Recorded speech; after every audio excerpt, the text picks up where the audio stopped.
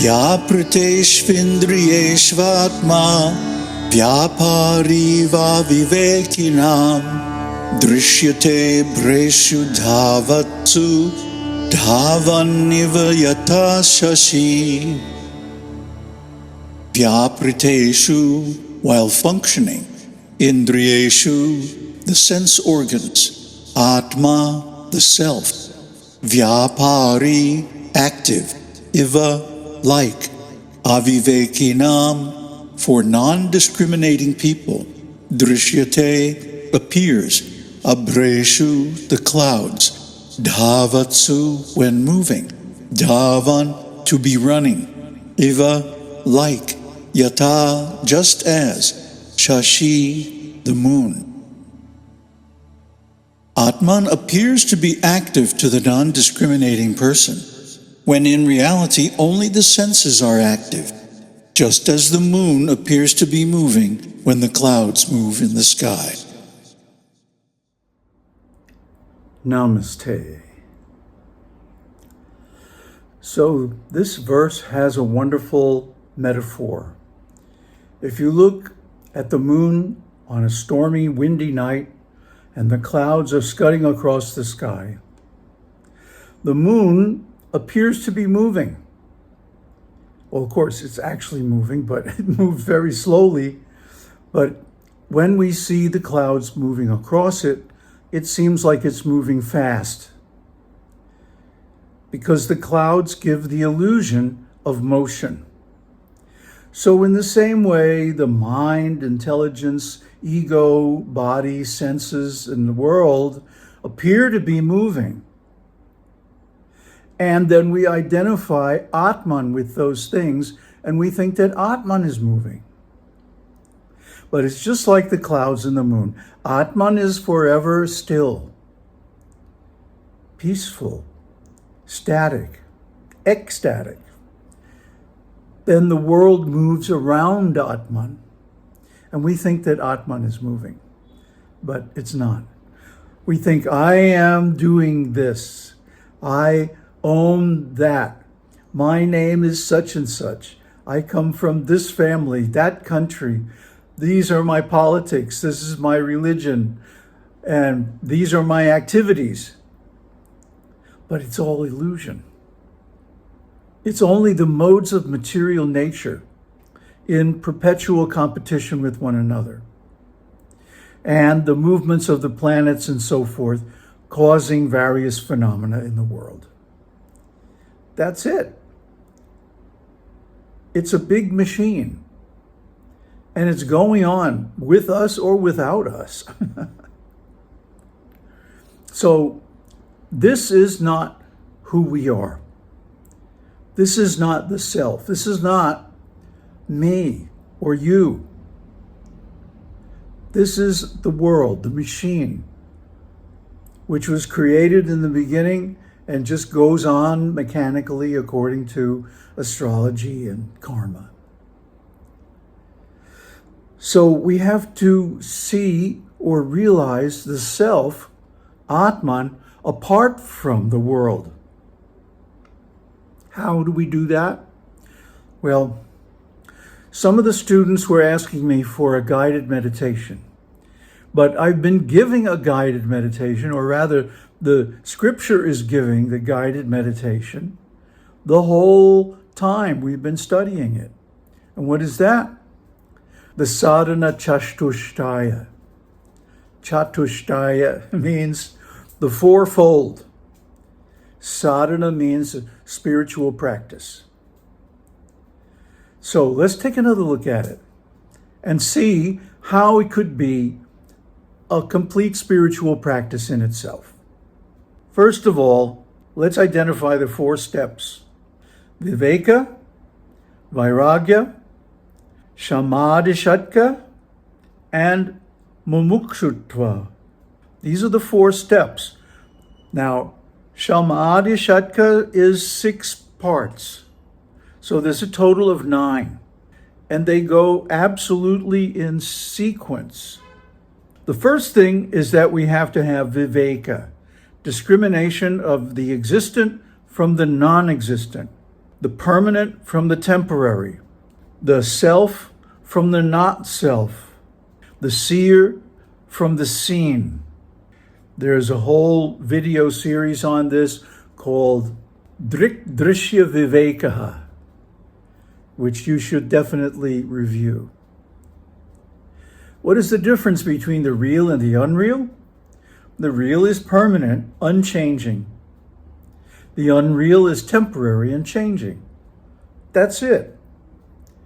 So if you follow this through, this will lead to a discernment or discrimination of the seer from the seen, of the witness from the things that it perceives.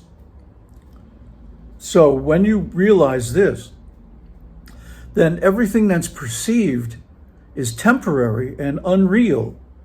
Neti neti, bye-bye. You don't identify with it. You pull away from it. You realize only the self is real. Only consciousness is permanent.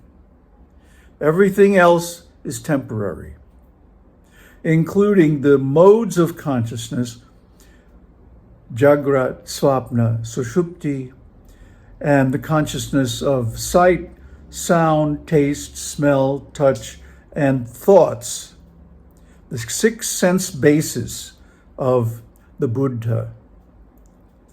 These are all temporary. They're all illusory. These all have to be given up and not identified as the self. So then what's next? Vairagya. Vairagya means sannyasa, renunciation. Renunciation not only of, for example, meat eating, intoxication, illicit sex, gambling, speculation, and all other kinds of nonsense that people do. It means renunciation of attachment to all the things that we identified as unreal by viveka. See, when you sit down to meditate, the first thing you do is discriminate between the self, the seer, and the world, the seen.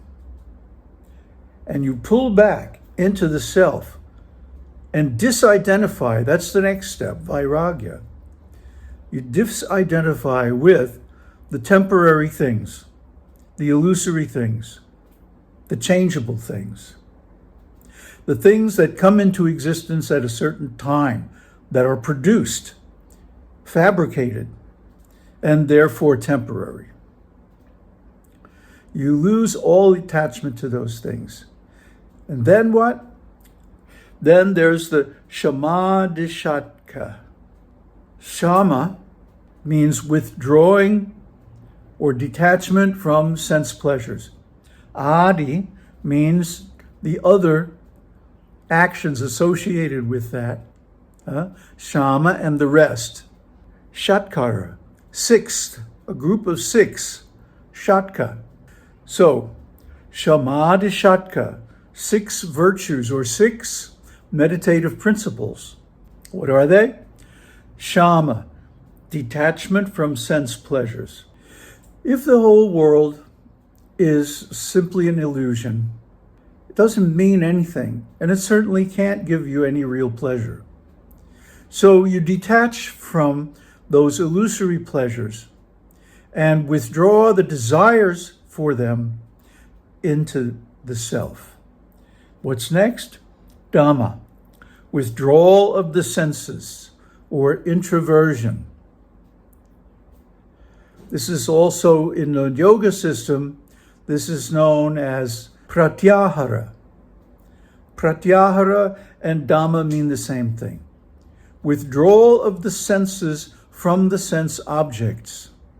Because both the senses and the sense objects are temporary and fallible, and therefore unreal. So this is the beginning of meditation. First discrimination, then renunciation, then withdrawal of the senses. What's next? Uparati.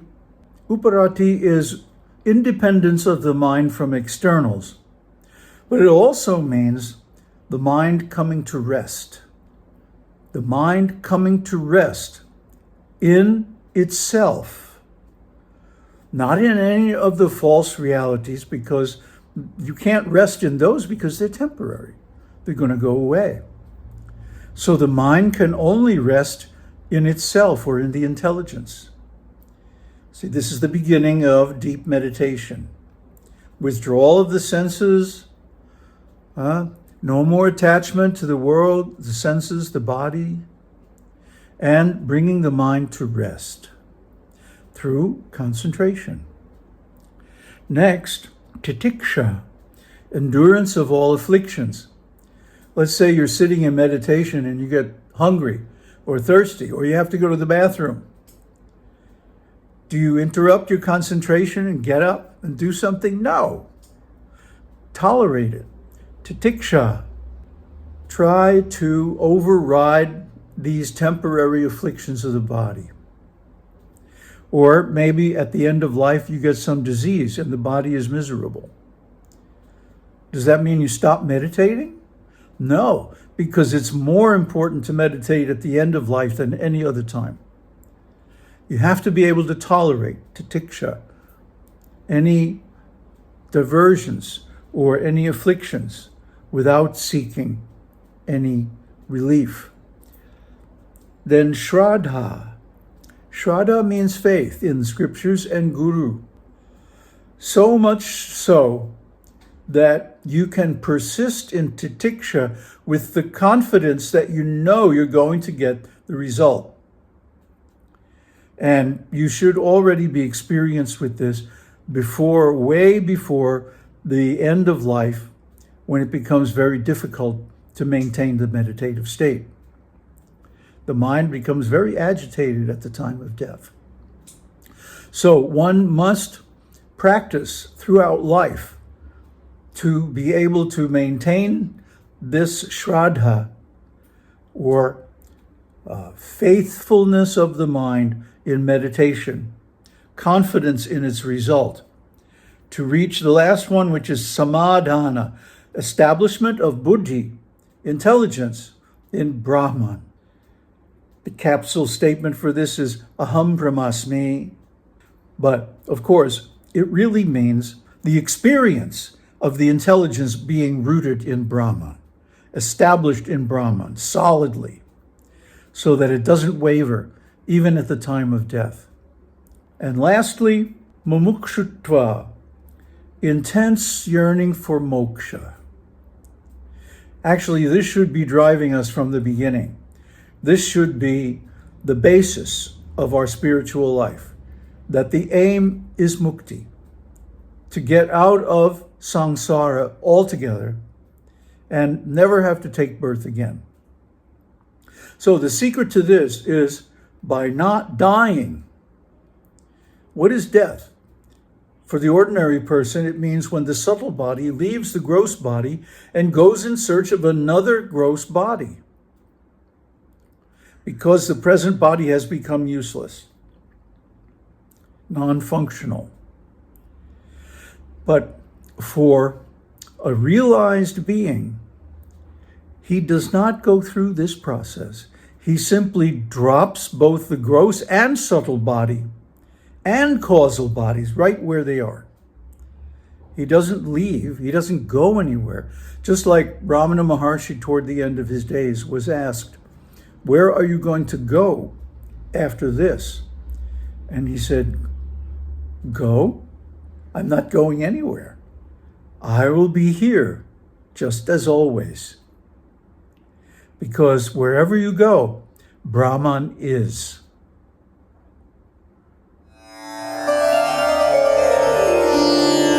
Om Tat Sat, Om Shakti